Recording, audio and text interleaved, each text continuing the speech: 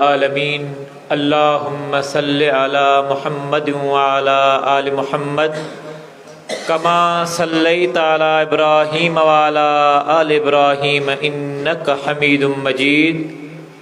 अल्लाहुम्मा बारिक अला मुहम्मद व अला आलि मुहम्मद कमा बारकता अला इब्राहीम व अला आलि इब्राहीम इन्नका हमीदुम मजीद। अम्मा बादो फ़अऊज़ु बिल्लाहि मिनश शैतानिर रजीम बिस्मिल्लाहिर रहमानिर रहीम। वज़्ज़ुहा वल्लैलि इज़ा सजा मा वद्दअक रब्बुक वमा क़ला वलल आखिरतु खैरुल लक मिनल ऊला वलसौफ़ युअतीक रब्बुक फ़तरदा अलम यजिदक यतीमन फ़आवा ववजदक ज़ाल्लन फ़हदा ववजदक आइलन फ़अग़ना फ़अम्मल यतीम फ़ला तक़हर वअम्मस साइल फ़ला तनहर वअम्मा बिनिअमति रब्बिक फ़हद्दिस। मेहरबान साथियों, मुक़र्रर वक्त जे अंदर चूंडियल उनवान मझां कुछ अवां जे साम्हूं बयान करण जी कोशिश कंदासीं। अल्लाह रब्बुल आलमीन असांजो ॿुधण ऐं ॿुधाइण, सम्झण ऐं सम्झाइण क़बूल ऐं मंज़ूर फरमाए। इंसाननि जी हिदायत, रहनुमाई, सम्झाणी, इन जे लाइ अल्लाह रब्बुल आलमीन मुख़्तलिफ़ ज़माननि में पैगंबर सगोरा मोकिलिया। उहो नबियनि जो हिकिड़ो तवील सिलसिलो जेको आदम अलैहिस्सलाम खां शुरू थी करे वञी मुकमल थियो मुंहिंजे अव्हां जे पैगंबरनि जे सरदार सय्यदुल अंबिया ख़ातमुन नबिय्यीन प्यारे मिठड़े सोणे मुहम्मद करीम सल्लल्लाहु अलैहि वसल्लम जिन जी ज़ात अक़दस से क़ुरान मजीद घणे भाङे तक़रीबन पंहिंजे घरनि में मौजूदु आहे, या त पोइ हर मस्जिद जे अंदर क़ुरान मजीद मौजूदु आहे। थोरो घणो कॾहिं पढ़ंदा आहियूं, कॾहिं यादि कंदा आहियूं, न त भला क़िस्मती को ॿुधंदा आहियूं। इन क़ुरान मजीद में आयतनि जे हवाले सां जेकॾहिं ॻाल्हि कजे त 6000 खां मथे आयतूं, ग़ालिब तइदाद जेको अचे थो 6236 ताईं आयतूं आहिनि। 1 2 3 या 5 10 न बल्कि 30 सिपारा आहिनि, 114 उन जूं सूरतूं आहिनि। पर अल्लाह जे पैगंबर मोहम्मद मुस्तफ़ा जी नुबूवत, उन जी रिसालत सिर्फ़ मक्के वारनि जे लाइ कान्हे का। मोहम्मद मुस्तफ़ा जी रिसालत नुबूवत सिर्फ़ मदीने वारनि जे लाइ कान्हे का, उन ज़माने वारनि जे लाइ सिर्फ़ कान्हे का, या उन ॿोली वारनि जे लाइ सिर्फ़ कान्हे का, बल्कि मोहम्मद मुस्तफ़ा सल्लल्लाहु अलैहि वसल्लम जी रिसालत, उन जी ख़ुसूसियत सभिनी ॿोली वारनि जे लाइ, सभिनी ज़माननि जे लाइ, सभिनी क़ौमनि जे लाइ, सभिनी इंसाननि जे लाइ, चाहे कहिड़े मुल्क जा हुजनि, कहिड़े रंग नस्ल ख़ानदान ऐं क़ौम जा हुजनि, कहिड़े ज़माने जा हुजनि, क़यामत ताईं जे लाइ प्यारे पैगंबर मोहम्मद मुस्तफ़ा जी नुबूवत, उन जी रिसालत अल्लाह रब्बुल आलमीन जारी करे छॾी। इन क़ुरान मजीद में हिकिड़ियूं वॾियूं सूरतूं आहिनि, डिघियूं सूरतूं, खोड़ सारियूं आयतूं हिकिड़ी हिकिड़ी सूरत में मौजूदु आहिनि।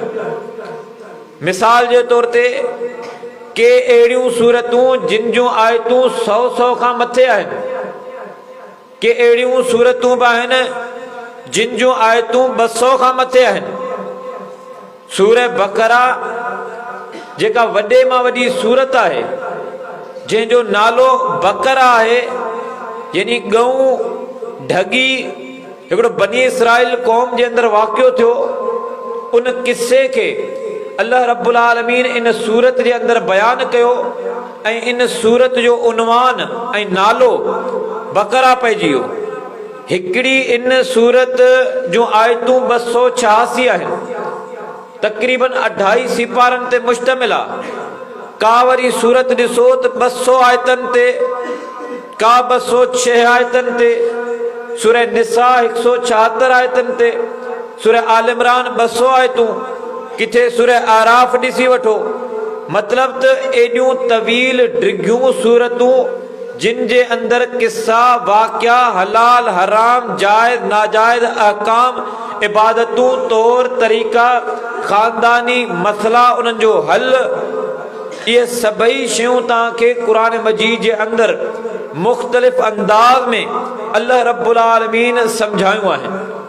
वरी इन साॻे क़ुरान मजीद खे जेकॾहिं पाण ॾिसूं त नंढड़ियूं नंढड़ियूं सूरतूं, मुख़्तसर सूरतूं, जंहिंखे इत्मिनान सां बिल्कुलु आहिस्ता सां बि पढ़ूं, उहा सॼी सूरत हिकिड़े मिंट में पूरी थी वञे।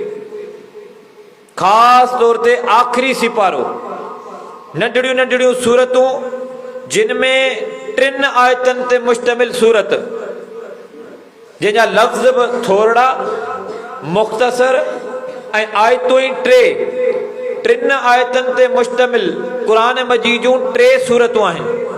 हिकिड़ी सूरह कौसर आहे, ॿी सूरह असर आहे, टी सूरह नसर आहे। पोइ हरूफ जे एतबार सां, अखरनि जे एतबार सां सूरह कौसर खे क़ुरान मजीद जी नंढे में नंढी सूरत करार ॾिनो वियो। इन्ना आतैना कल कौसर फसल्लि लिरब्बिक वनहर इन शानिअक हुवल अबतर। सूरत एतिरी, पर इन जे अंदरि पैगाम, इन जे अंदरि सम्झाणी, इन जे अंदरि अज़मत, इन जे अंदरि नसीहत जो सामान, इन जे अंदरि हिदायत, इहो मफ़हूम हिकिड़ो वाज़ेह ऐं तफ़सीली मफ़हूम आहे। अहिड़े तरीक़े सां सूरह इख़लास, जंहिंजो नालो इख़लास आयो, जंहिंखे आम तौर ते पाण सूरह कुल वला बि चवंदा आहियूं, 4 आयतूं आहिनि इन जूं। कुल हुवल्लाहु अहद अल्लाहु समद लम यलिद वलम यूलद वलम यकुल लहू कुफुवन अहद। आयतूं त 4 आहिनि, नालो इख़लास आहे। आम तौर ते पाण इनखे सूरह कुल वला बि चवंदा आहियूं, पर इन जी अज़मत, इन जे अंदरि अक़ीदे जी ॻाल्हि आहे। ख़ालिसतन अक़ीदे तौहीद जो बयानु आहे ऐं ख़ासि इन में शिरक जो वाज़े तौर ते रद्द कयो वियो आहे। अल्लाह रब्बुल आलमीन खे इन सूरत सां तमामु घणी मोहबत आहे, एतिरी मोहबत आहे जो प्यारे पैगंबर मोहम्मद मुस्तफ़ा सल्लल्लाहु अलैहि वसल्लम फरमायो, जेकॾहिं केरु हिकिड़ो चकर सूरह इख़लास पढ़े, उनखे क़ुरान मजीद जे 3 हिस्से जो अजर सवाब मिले थो। खोड़ चकर उलमा कराम खां ॿुधंदा आहियूं, तक़रीबन घटि में घटि जेकॾहिं हिसाब कजे, थुल्हे लेखे हिसाब कजे, हिकिड़े हर्फ़ ते प्यारे पैगंबर मोहम्मद मुस्तफ़ा सल्लल्लाहु अलैहि वसल्लम फरमायो, क़ुरान मजीद जे हिकिड़े अखर, हिकिड़े हर्फ़ ते 10 नेकियूं मिलनि थियूं। जेकॾहिं 3 हर्फ़ पढ़ूं, 3 नेकियूं मिलियो वञनि, पर सिर्फ़ु 3 नेकियुनि ताईं ॻाल्हि महदूद कान्हे का। अल्लाह रब्बुल आलमीन जी रहमत वसी आहे, बाने जो इख़लास, बाने जी नियत ख़ालिस आहे।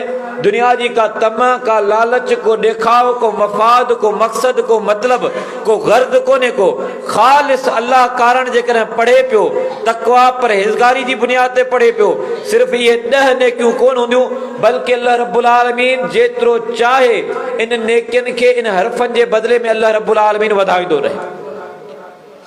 इन ई हवाले सां क़ुरान मजीद जी हिकिड़ी नंढड़ी सूरत, जंहिंमें मोहम्मद मुस्तफ़ा जी सीरत आहे, रसूल करीम जी अज़मत आहे, रसूल करीम जे ॾुखनि जो बयानु आहे, रसूल करीम जी तकलीफ़नि जो बयानु आहे, रसूल करीम जी शुरूआती ज़िंदगी जा तज़किरा आहिनि, रसूल करीम सल्लल्लाहु अलैहि वसल्लम जी नुबुवत रिसालत में मिलंदड़ तकलीफ़नि जी बि ॻाल्हि आहे, जंहिंमें जिस्मानी तरीक़े सां बि रसूल करीम जी अज़मत खे बयानु कयो वियो, रूहानी तरीक़े सां बि मोहम्मद मुस्तफ़ा जी अज़मत जी वज़ाहत कई वई आहे। उहा बि नंढनि सूरतनि जे अंदरि शामिल हिकिड़ी अज़ीम सूरत जंहिंजो नालो आहे ज़ुहा।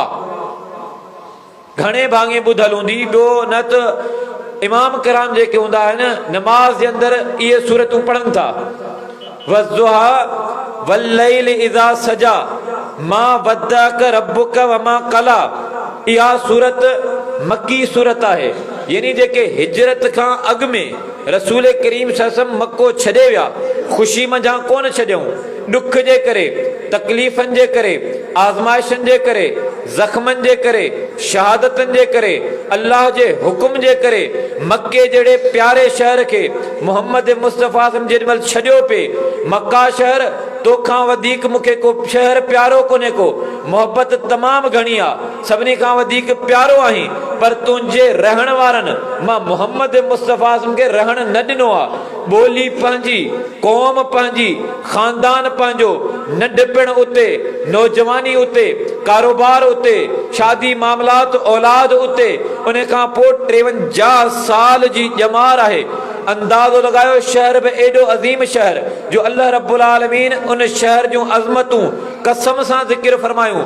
फरमाई वत्तीन वज़्ज़ैतून वतूर सीनीन वहाज़ल बलदिल अमीन। इंजीर जो कसम आहे, फरमाई ज़ैतून जो कसम आहे, अल्लाह रब्बुल आलमीन फरमायो तूर पहाड़ जबल जो कसम आहे, वहाज़ल बलदिल अमीन। ऐं हिन अज़ीम शहर मक्के अमानत वारे इन अज़ीम शहर मोहम्मद मुस्तफ़ा जे शहर जो कसम आहे। ॿी जाइ ते फरमाई ला उक़सिमु बिहाज़ल बलद व अंत हिल्लुम बिहाज़ल बलद व वालिदियूं वमा वलद।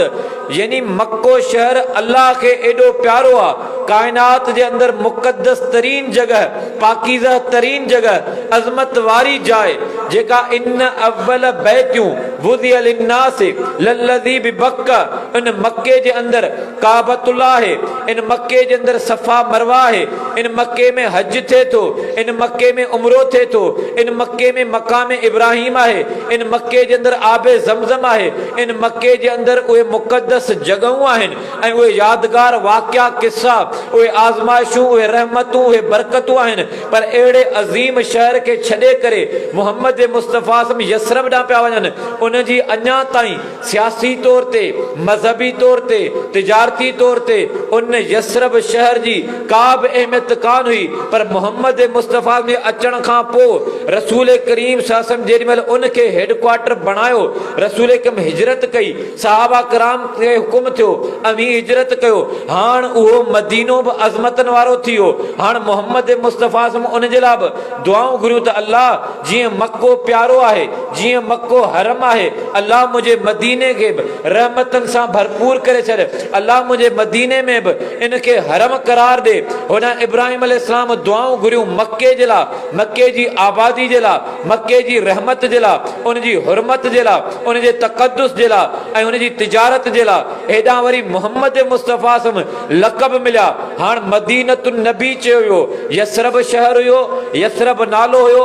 हाणे रसूल करीम जे अचण खां पोइ मदीनतुन नबी आहे। कंहिंजो शहर? चई नबी जो शहर, मोहम्मद मुस्तफ़ा जो शहर। रसूल करीम अज़मतूं ॿुधायूं, चई मदीनो तय्यबा आहे, मदीनो ताबा आहे, किथे मुनव्वर आहे, किथे मुअज़्ज़म आहे, अज़मतनि वारो आहे, रोशनियुनि वारो आहे, हिदायत वारो आहे, पाकीज़ा शहर आहे, पाक करण वारो शहर आहे, रहमतनि सां भरपूर शहर आहे, बरकतनि सां भरपूर शहर आहे, हुरमत वारो, तक़द्दुस वारो, एहतराम वारो शहर आहे।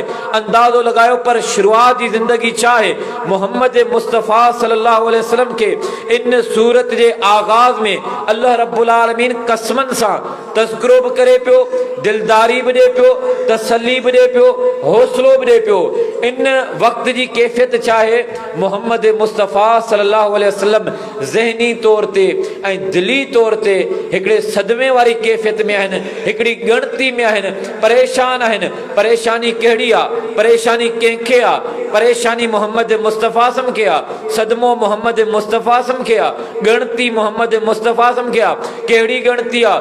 कुझु ॾींहं बुख़ारी शरीफ़ जे अंदरि बि रिवायत आई ऐं सीरत जे उमूमी किताबनि खे पढ़ो, इन सूरत जे तफ़सीर जे हवाले सां तफ़सीर जा किताब पढ़ूं, मुख़्तलिफ़ क़िस्मनि जूं रिवायतूं आयूं। उनमें हिकिड़ी रिवायत इहा बि आई त रसूल करीम सल्लल्लाहु अलैहि वसल्लम 2-3 ॾींहं बीमार रहिया ऐं राति वारी तहज्जुद वारी नमाज़ रसूल कम न पे पढ़ी सघियो। हिकु इहो वाक़ियो इन जे करे रसूल करीम सल्लल्लाहु अलैहि वसल्लम थोरो परेशान रहिया जो मुआशिरे में माण्हुनि ॻाल्हियूं हलाइण शुरू कयूं, मुशरिकनि जे तरफ़ां माण्हुनि जे तरफ़ां रसूल करीम सासम खे ज़बानी तकलीफ़ूं ईंदियूं रहियूं, इल्ज़ाम बि लॻंदा रहिया, परेशान करण जे लाइ ताना ऐं मेहणा ॾींदा रहिया। हिकिड़ा जिस्मनि जा ज़ख़म हूंदा आहिनि, इहे ज़ख़म कॾहिं कॾहिं एतिरा गहरा कोन हूंदा आहिनि, एॾी वॾी तकलीफ़ न ॾींदा आहिनि। जेके ज़ख़म दिलि खे लॻंदा हुजनि, जेके ज़ख़म ज़हन ते सवार थींदा वञनि, अहिड़ा लफ़्ज़ जेके ताने मेहणे जे तौर ते अचनि, जेके दिलि ऐं दिमाग़ ॿिन्ही खे मजरूह कंदा हुजनि, यकीन कंदो इहे ज़ख़म ॾाढा ॾुखिया भरबा आहिनि। मोहम्मद मुस्तफ़ा जे बारे में हिकिड़ी ॻाल्हि इहा बि नऊज़ बिल्लाह हलाई वई त हिन खे इन जे रब छॾे ॾिनो आहे। हाणे वरी वही कोन पई अचे, 2-3 ॾींहं नऊज़ बिल्लाह ॻाल्हियूं कई पे त मोहम्मद मुस्तफ़ा सां वही नाज़िल थी पे, हाणे रसूल कम ते वही नाज़िल कोन पई थिए त नऊज़ बिल्लाह मुशरिकनि इहे ॻाल्हियूं हलायूं, इन जे रब इन खे हाणे छॾे ॾिनो आहे, हाणे अकेलो थी पियो आहे। रसूल करीम जी आज़माइश अल्लाह जे तरफ़ां, रसूल कम परेशान पे रहिया, वही बि कोन पई अचे, मुआशिरे में ॻाल्हियूं बि अहिड़ियूं हलनि पियूं। हाणे अल्लाह रब्बुल आलमीन वही नाज़िल करे थो, पर अंदाज़ ॾिसो, दिलदारी ॾिसो, हौसलो ॾिसो, तसल्ली ॾिसो। अल्लाह रब्बुल आलमीन फरमायो वज़्ज़ुहा वल्लैल इज़ा सजा मा वद्दअक रब्बुक वमा कला। कसम आहे ॾींहं जे आगाज़, ॾींहं जी शुरूआत, जेके चाश्त वारो वक़्तु चइजे, बिल्कुलु उजालो, बिल्कुलु रोशनी थी वञे, हल्की हल्की गर्मी थियण शुरू थींदी आहे, इन वक़्त खे ज़ुहा चयो वेंदो आहे। अल्लाह रब्बुल आलमीन ॾींहं ऐं ॾींहं जी शुरूआत, उन जी रोशनी जो कसम ज़िक्र फरमायो। हालांकि मुंहिंजो आंजो सभिनी जो अक़ीदो नज़रियो आहे, वमन अस्दक़ु मिनल्लाहि हदीसा वमन अस्दक़ु मिनल्लाहि क़ीला। अल्लाह खां वधीक कलाम में केरु सचो हूंदो? अल्लाह खां वधीक कंहिंजी ॻाल्हि सची हूंदी? अल्लाह रब्बुल आलमीन जॾहिं क़ुरान मजीद में कसम सां तज़किरा करे, बुनियादी तौर ते 2 वॾियूं हिकमतूं आहिनि, वधीक राज़ अल्लाह रब्बुल आलमीन पाण ॼाणे।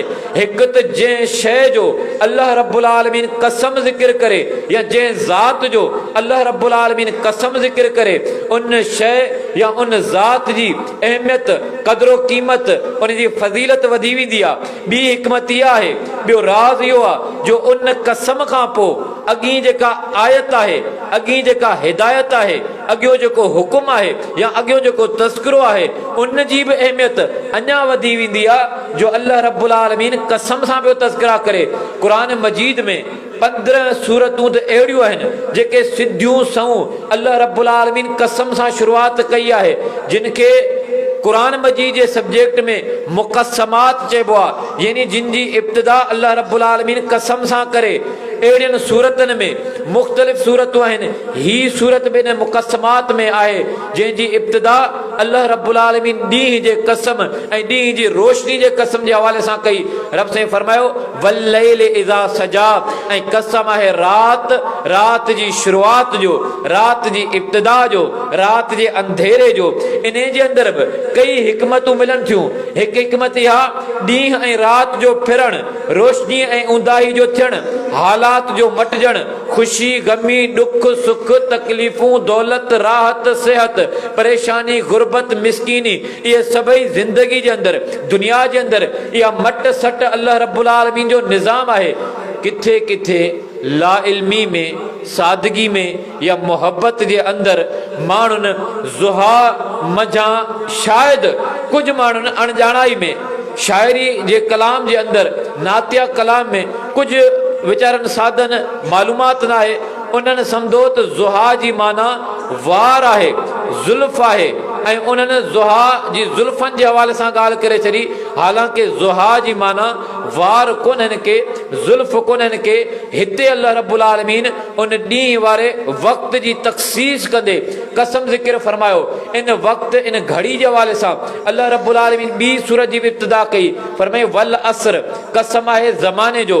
वरी इन ई सिपारे जे अंदरि वक़्त जी हिकिड़ी मख़सूस घड़ी आहे जंहिंखे पाण फजर वारो वक़्तु चऊं था, जंहिंखे पाण असुर वेल चऊं था।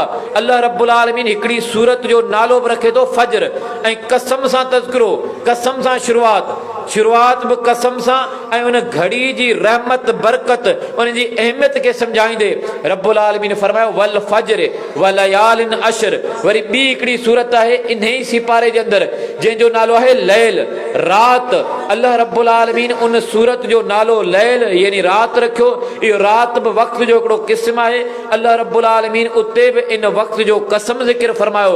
हिते फरमाई वज़्ज़ुहा वल्लैल इज़ा सजा, ॾींहं जो कसम ऐं रात जो कसम। मा वद्दअक रब्बुक वमा कला, मोहम्मद मुस्तफ़ा परेशान न थियो, अव्हां जे रब अव्हां खे छॾियो कोन्हे को। अव्हां शायदि ॻणती पिया कयो, माण्हू ॻाल्हियूं पिया हलाइनि त नऊज़ बिल्लाह मोहम्मद मुस्तफ़ा खे उन जे रब छॾे ॾिनो आहे, हाणे रसूल हिकु अकेलो थी वियो आहे। अल्लाह रब्बुल आलमीन फरमाए मा वद्दअक रब्बुक वमा कला, तुंहिंजे रब तोखे छॾियो बि कोन्हे, वमा कला, ऐं तोखे अकेलो बि कोन कयो अथसि। रब तोसां गॾु बि आहे ऐं तूं अकेलो कोन आहीं, तूं तनहा कोन आहीं। हाणे हिते हौसलो अल्लाह रब्बुल आलमीन कहिड़नि लफ़्ज़नि में ॾिनो, कसम सां तज़किरा करे। हालांकि शुरूआत में ई अल्लाह रब्बुल आलमीन चई छॾे मा वद्दअक रब्बुक वमा कला, तॾहिं बि मफ़हूम मिले थो, तॾहिं बि वाज़े हिदायत ऐं वाज़े दिलदारी मिले थी, तसल्ली मिले थी। पर हिते अल्लाह रब्बुल आलमीन कसमनि सां तज़किरो फरमायो। हाणे अल्लाह रब्बुल आलमीन फरमायो ही जेका आख़िरत आहे न, इहा मोहम्मद मुस्तफ़ा तुंहिंजे लाइ बहितर आहे, वधीक भली आहे। ही शुरूआती हालतूं, ही परेशानियूं, ही आज़माइशूं, ही ॾुख, ही तकलीफ़ूं, वॾी लेवल में का हिमायत नथी मिले, वॾी लेवल ते का ताईद नथी मिले। माण्हू शायदि वाह वाह न कंदा हुजनि, माण्हू शायदि हथ में हथ न मिलाईंदा हुजनि, अव्हां सां गॾु कोन्हनि के, पर वलल आख़िरतो ख़ैरुल लक मिनल ऊला। इन जे अंदरि ॿई हिकमतूं, ॿई मानाऊं मिलनि थियूं। हिकु त शुरूआती जेका तव्हांजी ज़िंदगी आहे, शुरूआती जेका तव्हांजी तन्हाई आहे, अॻियों जेको वक़्तु अचे पियो, इहो तव्हांजे लाइ वधीक बहितर आहे।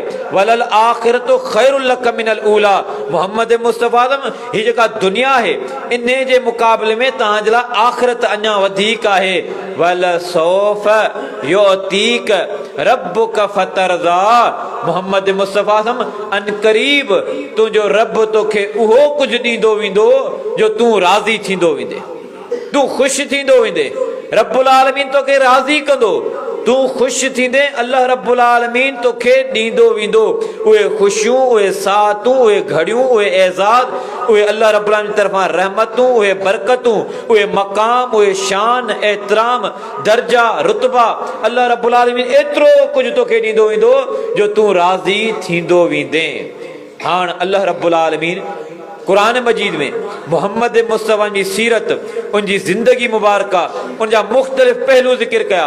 फरमाई अलम यजिदक यतीमन फआवा, मोहम्मद मुस्तफ़ा हींअर तूं परेशान पियो थी, तूं परेशान न थी, तुंहिंजो रब तोसां गॾु आहे, तुंहिंजो रब तोखे अता कंदो, तूं ख़ुशि थी वेंदे। पर छा अलम यजिदक यतीमन फआवा, तूं यतीम कोन हुए।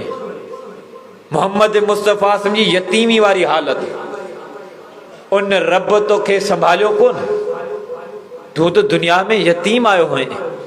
मोहम्मद मुस्तफ़ा अञा दुनिया में आया कोन आहिनि, 2 महीना 2.5 महीना अॻु में मोहम्मद मुस्तफ़ा जो वालिद मोहतरम अब्दुल्लाह अॻु में ई वफ़ात करे। इहो ॾुख, इहा तकलीफ़ का सवली आहे जो वालिद खे ॾिठो ई कोन्हे को, वालिद जी ज़ियारत ई कोन थई। दुनिया में अचण खां अॻु में ई वालिद जो विछोड़ो, रिश्तनि जो उहो अज़ीम सहारो, उहो मज़बूत किलो, मोहब्बत जो उहो पेकर अॻु में ई विछड़ी वियो। ऐं मोहम्मद मुस्तफ़ा उन खां पोइ दुनिया में आया। सम्झो था यतीमी छा थींदी आहे। अल्लाह रब्बुल आलमीन मोहम्मद मुस्तफ़ा सां जंहिंखे सय्यदुल अंबिया, जंहिंखे मासूमनिल ख़ता, जंहिंखे ख़ातमुन नबियीन, जंहिंजा एज़ाज़ात, जंहिंजा इनामात, जंहिंजे बारे में अल्लाह रब्बुल आलमीन क़ुरान मजीद में खोड़ तज़किरा कया, उहो दुनिया में अचे यतीमी वारी हालत। अल्लाह रब्बुल आलमीन फरमाए थो अवां यतीम कोन हुयो, पोइ अल्लाह साईं तव्हांखे कीअं संभालियो। अञा 6 साल जी उम्र खे पहुता आहिनि। नंढपिण जी परवरिश शुरूआती इब्तिदाई तौर ते उहा बि रसूल करीम जी किथे थी आहे, बीबी हलीमा सादिया वटि बहराड़ी जे अंदर। जहिड़ी उहा मोहब्बत, उहा गहराई वालिद वारी त नसीब कोन थी, पर वालदा खां बि उहो पूरी ज़िंदगी जे अंदर जेको वालदा जो मक़ाम आहे, जेको रुतबो आहे, जेको रिश्तो आहे, केॾो अज़ीम रिश्तो आहे। पर अञा 6 साल जी उम्र खे पहुता मोहम्मद मुस्तफ़ा। 6 साल जी उम्र का वॾी उम्र कोन्हे का, ॿारोतण आहे, मासूमियत आहे। वालदा जो विछोड़ो, वरी ॿियो हिकिड़ो अज़ीम सहारो रिश्तनि जे हवाले सां। उन वालदा जो विछोड़ो 6 साल जे यतीम ॿार, उनजी दिल, उनजी नफ़्सियात, उनजी सोचनि ते, उनजी ज़िंदगी ते केतिरो असरु हूंदो। रसूल करीम सल्लल्लाहु अलैहि वसल्लम नुबुवत खां पोइ बि पंहिंजी वालदा खे विसारियो कोन्हे। नुबुवत खां बाद बि पंहिंजी वालदा जा तज़किरा कंदो हो। बीबी हलीमा सादिया जंहिं पालियो, उनजा बि तज़किरा कंदो हो। त पोइ वालदा मोहतरमा आमना जा तज़किरा मोहम्मद मुस्तफ़ा सां कंदो।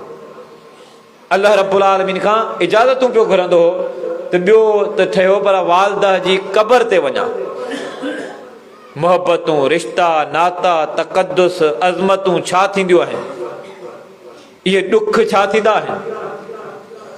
अञा 6 साल जी उम्र खे पहुता, वालदा वफ़ात करे वई। ॾाॾे पालियो अब्दुल मुत्तलिब। 2 साल अञा वधीक गुज़रिया आहिनि, वरी ॿियो सहारो टुट, ॾाॾे जो विछोड़ो। सम्झो था त इहे शुरूआती तौर ते मोहम्मद मुस्तफ़ा जी ज़िंदगी मुबारका में इहे तकलीफ़ूं कीअं कीअं पिया आयूं। अल्लाह रब्बुल आलमीन फरमायो अलम यजिदक यतीमन फआवा, मोहम्मद मुस्तफ़ा अवां त यतीम हुयो, असां कीअं तव्हांखे संभालियो। उहा पूरी ज़िंदगी इन जे अंदरि अल्लाह रब्बुल आलमीन हौसले जे तौर ते बयानु कई। ववजदक ज़ालन फहदा, मोहम्मद मुस्तफ़ा अवां ला इल्म हुयो, अवांखे ॼाण न हुई। नुबुवत, रिसालत, किताब, हिकमत, ॾाहप, इन्हनि शयुनि जो अवांखे इल्म न हुयो, अवां ला इल्म हुयो। कंहिं इल्म ॾिनो दुनिया वारनि खां न, दुनिया वारनि जी छा हैसियत आहे। ववजदक ज़ालन फहदा, मोहम्मद मुस्तफ़ा अवां अणॼाण हुयो, अवां ला इल्म हुयो। अल्लाह रब्बुल आलमीन अवांखे इल्म अता कयो। ख़ालिक़ काइनात नुबुवत जो इल्म, रिसालत जो इल्म, यो अल्लिमहुमुल किताब वल हिकम, उहा ज़िम्मेदारी, उहो मनसब, उहो एज़ाज़ वरी मोहम्मद मुस्तफ़ा मुअल्लिम इंसानियत आहिनि, मुअल्लिम काइनात आहिनि। इल्म जे हवाले सां जेके फज़ीलतूं, मक़ाम ऐं मर्तबा ज़िक्र थिया, पहिरीं त तव्हां अणॼाण हुयो। मां कुंत तदरी मल किताब वलल ईमान, मोहम्मद मुस्तफ़ा अवां किताब ऐं ईमान खां अणवाक़िफ़ हुयो। असां तव्हांखे वाक़फ़ियत ॾिनी, असां तव्हांखे मनसब ॾिनो, असां तव्हांखे नुबुवत रिसालत जे अज़ीम उन मनसब सां फ़ाइज़ कयो। इहो केॾो वॾो एज़ाज़ आहे जो अल्लाह रब्बुल आलमीन सिधो सौ इल्म अता करे मोहम्मद मुस्तफ़ा खे मलाइकनि जे ज़रिए ॾे हम कलाम थे। एज़ाज़ वही जो अल्लाह रब्बुल आलमीन इते इल्म जे हवाले सां बि, नुबुवत जे हवाले सां बि मोहम्मद मुस्तफ़ा सल्लल्लाहु अलैहि वसल्लम जी अज़मत ऐं उनजी रिसालत, उनजी सीरत खे बयानु कयो। ववजदक आइलन फअगना, तव्हां मिस्कीन हुयो, तव्हां मुहताज हुयो, तव्हां ग़रीब हुयो, तव्हां तंगदस्त हुयो। मोहम्मद मुस्तफ़ा अवां इन कैफ़ियत में हुयो। फअगना, हुन रब साईं अवां खे गनी कयो। मतलब दुनिया का बेरगबत, दुनिया जी परवाह न हुजे, दुनिया जी चमक दमक के ॾिसी या माण्हू मायूस थी थो वञे या वरी कुछ नसीब थी थो वञे त माण्हू तकबर में थो हलियो वञे। गनी जो मतलब आहे त दुनिया जी चमक दमक माण्हू जी सोच ते, माण्हू जे किरदार ते को असर ही न करे, दुनिया जी का बि वैल्यू न ॾिनी वञे। इन कैफियत में रहण उहा गिना है। रसूल के फरमायो गिनन नफ्स, असल जेका गिना है उहा वधीक मालदार हुअण, खुशहाल हुअण, वधीक दौलत हुअण, असबाब वारो हुजण, इहो कोन्हे को। असल तवंगरी, असल गिना, असल सखावत इहा आहे जो दिल जो माण्हू सखी हुजे। ये रसूल जो फरमान आहे। मोहम्मद मुस्तफ़ा सम दिल जा केतिरा सखी हूंदा। दुनिया जा फितना, दुनिया जी ज़ाहिरी चमक दमक दौलत मोहम्मद मुस्तफ़ा में कॾहिं बि मुतासिर न कयो। एतिरे ताईं जो मोहम्मद मुस्तफ़ा फरमाईंदा हा, चवंदा हा माली व दुनिया मां अना व दुनिया कराकिबिन इस्तज़ल तहत शजरतिन सुम्म राह। फरमाईंदा मां मोहम्मद मुस्तफ़ा दुनिया खे छा कंदुसि, दुनिया जी कहिड़ी हैसियत आहे। मुंहिंजो मिसाल ज़ाती तौर ते बि ॿुधाए मोहम्मद मुस्तफ़ा उम्मत जे हवाले सां दुआऊं कुझु ॿियूं आहिनि। उम्मत जे लाइ मिसकीनी कोन घुरी आहे मोहम्मद मुस्तफ़ा ऐं आऊं अमीं बि ग़लती करे बि मिसकीनी घुरजो न। ईमान, सलामती, फितननि खां महफ़ूज़ थियण जूं दुआऊं, पर मिसकीनी घुरण वारी इन सोच जे पासे में न वञो। ग़लती करे बि मिसकीनी न घुरजो, ॾाढी ॾुखी आज़माइश आहे। सहारा टुटी था वञनि गुरबत में, मिसकीनी में, मोहताजी में, परेशानी में, बीमारी में, सदमन में, कुछ न होण जे करे इन अहिड़ी कंडीशन, अहिड़ी हालत में यकीन कंदो ईमान बचाइण ॾाढो ॾुखियो हूंदो आहे, तमामु ॾुखियो हूंदो आहे। तंहिंजे करे अहिड़नि शयुनि खां पनाह में अचो। रसूल करीम सब दिल जा सखी हुआ, एतिरे ताईं सखी जो अल्लाह रब्बुल आलमीन फरमाए थो अल्लाह साईं तव्हांखे गनी कयो आहे। रसूल करीम सल्लल्लाहु फरमायो सहाबा कराम के, फरमाई हर पैगंबर बकरियूं चारियूं आहिनि। बुखारी शरीफ जे अंदर किताब इजारा में उहा रिवायत मौजूद आहे। फरमाई हर पैगंबर बकरियूं चारियूं आहिनि। हिकिड़े साहबी चयो प्यारा पैगंबर मोहम्मद मुस्तफ़ा अव्हां बकरियूं चारियूं, अव्हां कॾहिं बकरियूं चारियूं? रसूल खे फरमा हा इन्नी कुंतु अर अल गनम अला करारीत अहले मक्का। मां बि शुरू में बकरियूं चारियूं हुयूं। केर पियो चए? मोहम्मद मुस्तफ़ा। कंहिंजूं बकरियूं? मक्के वारनि जूं, कुरैश वारनि जूं। छाजे करे? अला करारीत अहले मक्का, चंद पैसनि एवज़, मुलाज़मत जे तौर ते, पघार जे तौर ते मां इहा मुलाज़मत कई। ऐं मूसा अलैहिस्सलाम जे बकरी चारण जे हवाले सां वाक़ियो क़ुरान मजीद में मौजूद आहे। हिकु शुरूआती ज़िंदगी यादि रखंदा हलो, क़ुरान मजीद में बि अल्लाह रब्बुल आलमीन मोहम्मद मुस्तफ़ा जी सीरत खे, उनजी ज़िंदगी खे, उनजी रहणी सहणी खे, उनजी अज़मत खे, उनजे फ़राइज़ खे ॾाढो तफ़सील सां बयानु कयो आहे। फरमाई लअमरुक इन्नहुम लफ़ी सकरतिहिम यअमहून। मोहम्मद मुस्तफ़ा अवां जी ज़िंदगी मुबारका, अवां जी ॼमार जो असांखे कसम आहे। नुबुवत मिलण खां अॻु वारी ज़िंदगी बि पाकीज़ा आहे ऐं नुबुवत मिलण खां पोइ वारी ज़िंदगी बि मोहम्मद मुस्तफ़ा जी पाकीज़ा आहे। जिस्मानी तौर ते बि, रूहानी तौर ते बि, अखलाक़ी तौर ते बि, माशी तौर ते बि, रहणी सहणी जे हवाले सां, ज़िंदगी जे गुज़रान जे हवाले सां, हर एतबार सां मोहम्मद मुस्तफ़ा सल्लल्लाहु अलैहि वसल्लम पाक आहिनि, पाकीज़ा आहिनि। अहिड़ी का बि हराम वारी शइ त परे जी ॻाल्हि आहे, बल्कि नामुनासिब क़िस्म जी आदत या नामुनासिब क़िस्म जी ॻाल्हि बि मोहम्मद मुस्तफ़ा जी नुबुवत मिलण खां अॻु में बि कान्हे का ऐं नुबुवत मिलण खां पोइ बि कान्हे का। एॾो अज़ीम पैगंबर आहे मोहम्मद मुस्तफ़ा जंहिंजा आऊं अमीं उम्मती आहे। वरी रसूल कम ॿी हिकिड़ी मुलाज़मत कई। सैयदा खदीजा रज़ी अल्लाह ताला अन्हा या ताजरा हुई, कपड़े जो कारोबार व्यापार मोहम्मद मुस्तफ़ा सल्लल्लाहु अलैहि वसल्लम सैयदा खदीजा रज़ियल्लाहु ताला अन्हा जे ग़ुलाम मैसरा सां गॾु मोहम्मद मुस्तफ़ा विया। कारोबार कंहिंजो हुयो, वापार कंहिंजो हुयो, कपिड़ो कंहिंजो हो, उहो सॼे जो सॼो सैयदा खदीजा रज़ियल्लाहु ताला अन्हा जो। हाणे हिते अल्लाह रब्बुल आलमीन उन हवाले सां तज़किरो कयो त ववजदक आइलन फअगना, तहां आयल हुयो, तंगदस्त हुयो, अल्लाह रब्बुल आलमीन तव्हांखे गनी कयो, तव्हांजा हालात माशी तौर ते बि बहितर कया। उहे कीअं बहितर थिया? सैयदा खदीजा रज़ियल्लाहु ताला अन्हा रसूल अकरम जे किरदार खां, रसूल अकरम जे कारोबार जे अंदाज़ खां, माण्हुनि सां ॾेती लेती, माण्हुनि सां रवैयो कहिड़ो हुजे, माण्हुनि सां डीलिंग कहिड़ी हुजे, इन मां एतिरी त मुतासिर थी, फ़ाइदो बि पियो ऐं उन जे हवाले सां इहो पैगाम बि जाइज़े जे तौर ते सैयदा खदीजा रज़ियल्लाहु ताला अन्हा ग़ुलाम मैसरा खां ख़बरचार वरिती। इहो माण्हू कहिड़े तरह जो हो, कहिड़े किरदार जो हुयो, एॾो पाकीज़ा किरदार, एॾो भलो किरदार जो सैयदा खदीजा रज़ियल्लाहु ताला अन्हा ताजरा हुअण बावजूदि, अहम ख़ानदान जी हुअण जे बावजूदि पाण पैगाम मोकिली मोहम्मद मुस्तफ़ा सां। ऐं उहा पहिरीं जेका शादी थी मोहम्मद मुस्तफ़ा सल्लल्लाहु अलैहि वसल्लम जी उमिरि मुबारक 25 साल ऐं सैयदा खदीजा रज़ियल्लाहु ताला अन्हा जी 40 साल उमिरि। उहो हिकिड़ो सहारो मिली वियो, उहो हिकिड़ो रिश्तो मिली वियो, रिश्तो बि मिली वियो ऐं मिल्कियत जे हवाले सां, दौलत जे हवाले सां, साथ जे हवाले सां, ईमान जे हवाले सां, हर हवाले सां सहारो। पहिरीं पहिरीं वही नाज़िल थी, मोहम्मद मुस्तफ़ा घर पहुता त परेशानी वारी हालत में हुया।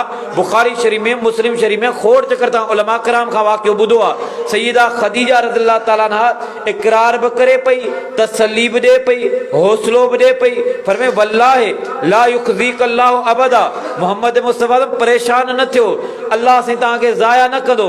छो?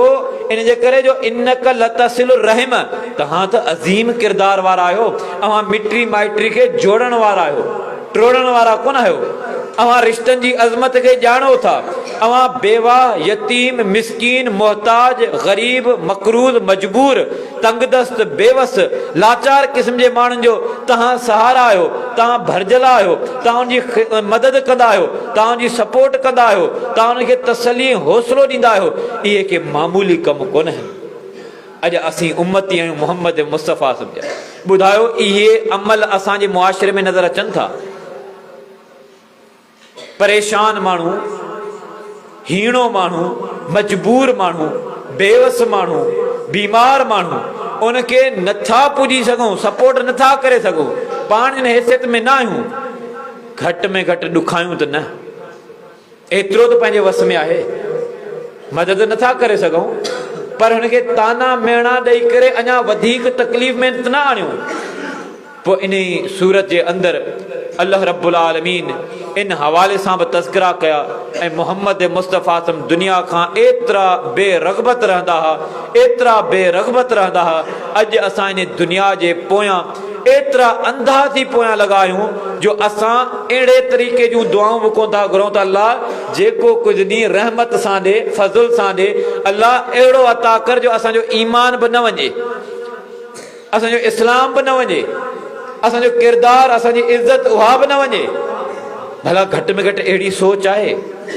अॼु सोच मुआशिरे जे अंदरि आम छा आहे?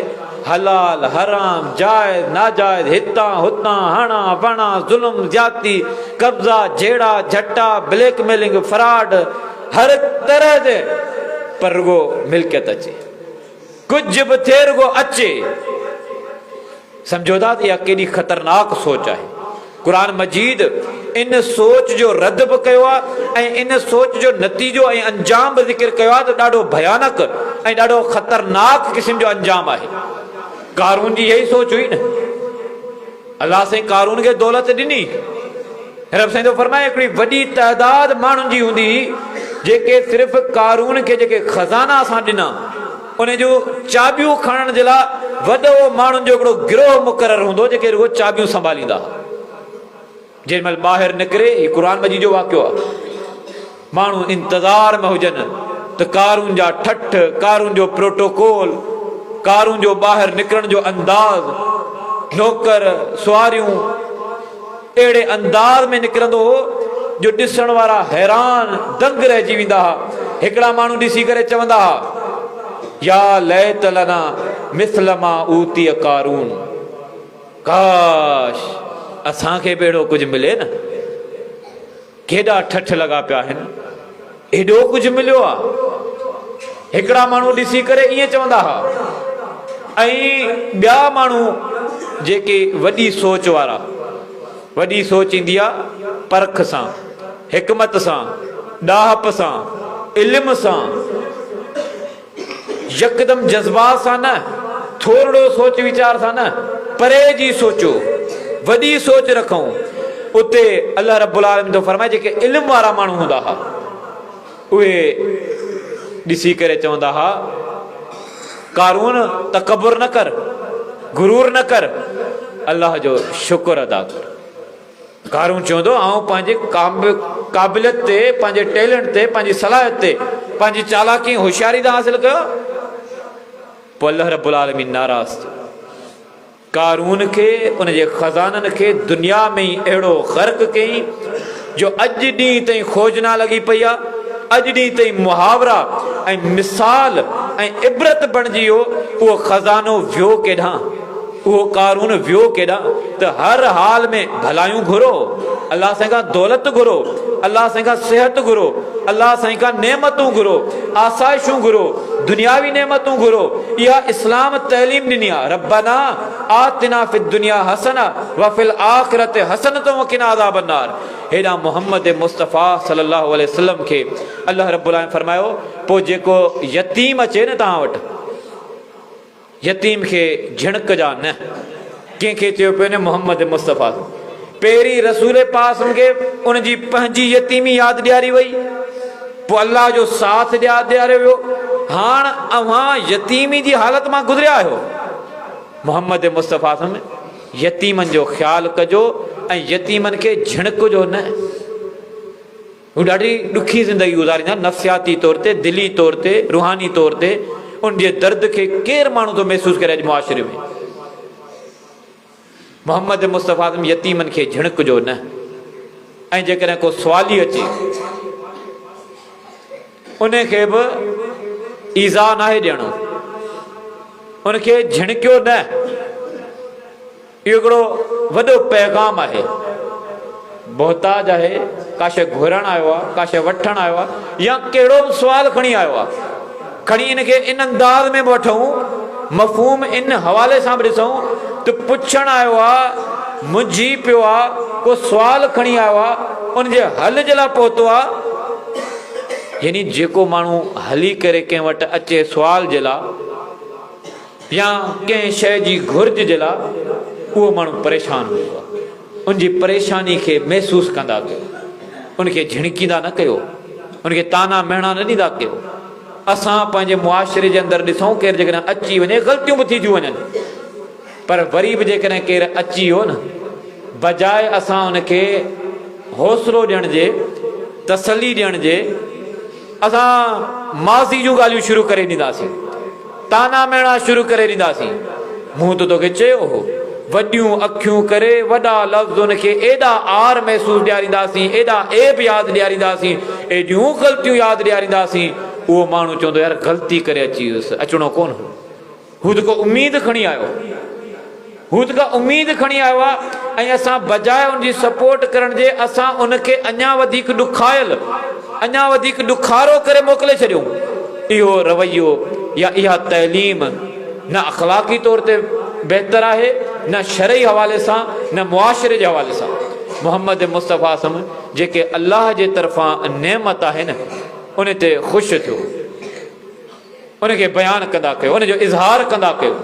त हीअ क़ुरान मजीद जी सूरत ज़ुहा बिल्कुलु मुख़्तसरन ज़िक्र कई आहे, जंहिंमें मोहम्मद मुस्तफ़ा जी अज़मत, रसूल किम जी सीरत तय्यबा खे ज़िक्र कयो, रसूल किम जी इल्म, नुबुवत, रिसालत जा तज़किरा कया विया। इन खां अलावा रसूल किम जी रहणी सहणी खे ज़िक्र कयो वियो। अल्लाह रब्बुल आलमीन खां इहा ई दुआ आहे, अञा वधीक बि तफ़सीली ख़िताब थियणा आहिनि। क़ुरान मजीद सां तालुक़ु जोड़ियो, क़ुरान मजीद खे सिर्फ़ु अजुर सवाब जे लाइ न पढ़ूं, न पढ़ायूं, बल्कि सम्झण ऐं सम्झाइण जे लाइ महफ़िलूं कयूं। त असां क़ुरान मजीद मां पिरायूं छा था, ॿियो त ठहियो। हिकिड़ो नंढड़ी ॻाल्हि तव्हांजे साम्हूं पेश कयां, आख़िरी ॻाल्हि इहा त जेकॾहिं घर में क़ुर मजीद आहे, मस्जिद में आहे, इहो क़ुर मजीद अरबी ॿोली में आहे, तर्जुमो ॼाणो था, पढ़ो था, पढ़ी सघो था, सलाहियत अथव, सिंधी उर्दू जेका बि सलाहियत आहे। जेकॾहिं न आहे त बि ॿुधण जे हवाले सां कुझु इहतमाम कयो, जिन खे अलाह रब्बुल आलमीन इहा सलाहियत ॾिनी आहे। अलाह क़ुर मजीद जो हिकिड़ो रुकू, 2-3 आयतूं के भला पढ़ूं। अञा बि वॾी ॻाल्हि इहा त जेके पाण यादि आहे, 2 सूरतूं यादि आहिनि, 3 सूरतूं यादि आहिनि, दुरूद शरीफ़ यादि आहे, आयतुल कुर्सी यादि आहे, सची ॻाल्हि इहा आहे त पाण खे उन जे तर्जुमे जी बि ख़बर कान्हे को।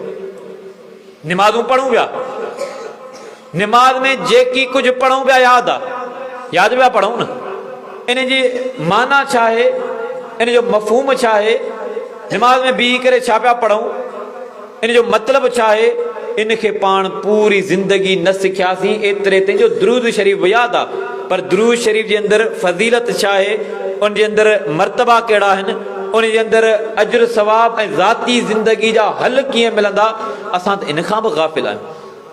त पैगाम इहो आहे त इल्म सां तालुक़ु जोड़ियूं, उलमा सां तालुक़ु जोड़ियूं, किताबनि सां तालुक़ु जोड़ियूं, मालूमात सां तालुक़ु जोड़ियूं, उनखे पंहिंजे किरदार में आणियूं ऐं माण्हुनि खे सुठे नमूने सां अदब अख़लाक़ सां ऐं ख़ासि तौर ते पंहिंजे अमल जे ज़रिए माण्हुनि खे मुतासिर करण जी कोशिशि कयूं।